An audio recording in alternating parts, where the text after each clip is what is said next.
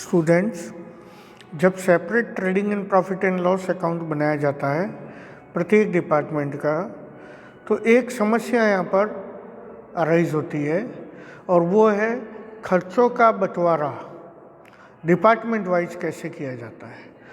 तो उसके लिए ऐसा है, सबसे पहली कैटेगरी में तो ऐसे खर्चे होते हैं जो पर्टिकुलर डिपार्टमेंट से संबंधित होते हैं। तो उन खर्चों को तो डिपार्टमेंट में बांटने में कोई दिक्कत नहीं होती, क्योंकि जो जिस डिपार्टमेंट का खर्चा है वो उसी के trading and profit and loss account में डाल दिया जाता है। दूसरे खर्चे जो मेन जहाँ प्रॉब्लम अराइज होती है वो कॉमन खर्चे होते हैं जो पूरी कंपनी के लिए होते हैं। तो अब उन खर्चों को डिपार्टमेंट वाइज कैसे डिस्ट्रीब्यूट किया जाए, ये प्रॉब्लम अराइज होती है।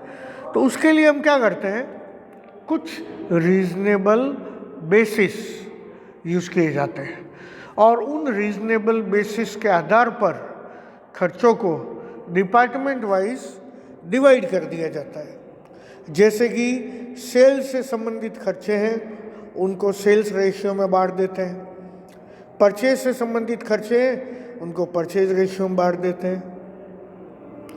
यदि एरिया कवर्ड के आधार पर खर्चे हैं तो जो फ्लोर एरिया डिपार्टमेंट ने कवर किया है उसके आधार पर बांट देते हैं। तो इसकी एक लिस्ट मैंने आपको यहाँ प्रोवाइड कर रखी है। तो इन रीजनेबल बेसिस पे इन खर्चों को डिपार्टमेंट वाइज डिवाइड किया जा सकता है।